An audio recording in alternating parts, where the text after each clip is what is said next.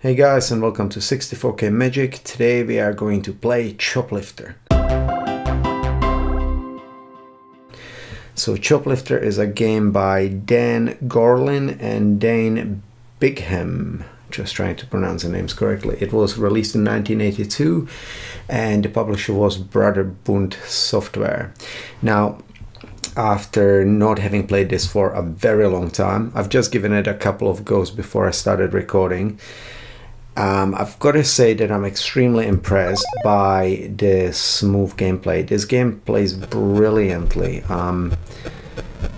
You take off and you pull side to side. Okay, as you see, the helicopter really nicely smooths in as it leans. Now if you hold down fire as you turn, you can turn your helicopter. Now you can also stop it in the middle, which means now when you shoot, you're shooting further down the terrain, so further down halfway through almost where the tanks are. If you are facing this way, this is for firing at any jets, etc. That's kind of what I figured out after having a couple of plays. Now the goal is to pick up some prisoners of war and take them back to this little headquarters here.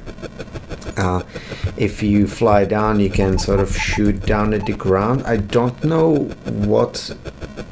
I guess you can also fire at jets while you're leaning. I'm not sure. It almost feels like this is a way you should be able to take the tanks down, but it's not actually.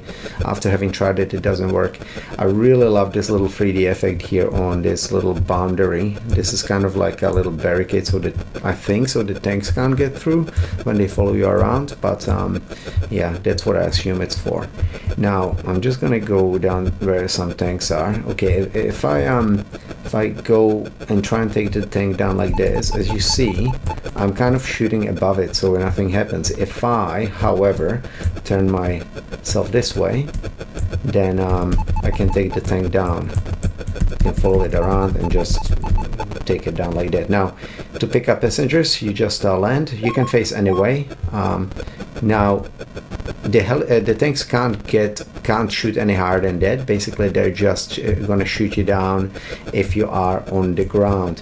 Any passengers that you got will be lost. Ooh, that was close. So you've got to be pretty quick because the tanks are actually obviously a lot quicker than the passengers trying to run to your helicopter. And so you don't want to risk having the tank destroy them. Now, it's not gonna work. So I'm just going to take these guys back and come and get the rest of them later. No, I think not too sure how many you can hold at one time, but you've got to land in front of the house here. If you land by the house, then you see those little guys give you a little wave. That's such awesome little attention to detail. Absolutely love it. This game is so responsive. It plays really, really nicely. I'm really surprised. So there you go, level 2 or round 2. Now we've got jets following around. Makes things a lot more difficult. I also think there are more tanks, so obviously things are going to get a little bit harder. Now the jets can fire pretty low, so they do the same thing as the tanks in regard to if you land it, they can take you down with their missiles. So you've got to watch out for tanks. And whoa, it was close.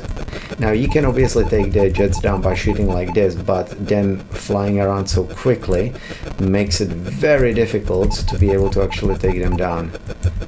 As you see, oh, pretty close. Now if the missiles hit you, you're down. I can't see any more passengers currently, any more POWs. Ooh, and there you go, helicopter is gone. It's like, love it. There's so much detail, like little, wow, flag waving in the wind. Now, where can we see more dudes? Ooh, okay, it's it's really difficult with the jets. As you see, the first level is pretty simple, but as you go on, it pretty quickly ramps up in difficulty. Minimal sound effects, but everything else is really functional. I loved it. Okay, really gotta watch for those jets. I'm pretty sure that's me there. Yeah, the end. I'm going to leave it here because it shows you guys exactly what the game's about. It's pretty simple concept. I know that as you go on, I think you get a few more enemies. Like I'm pretty sure there are some drones and things, as well as your jets and the tanks, and also more enemies on screen.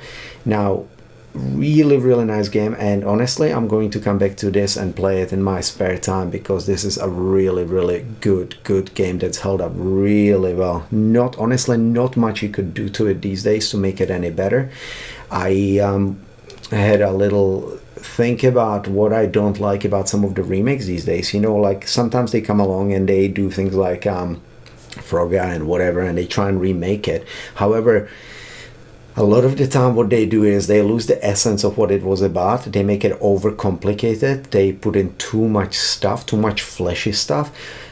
For this sort of game, I think that it would be... The main problem with it is that these days it's really hard for people to get their hands on it.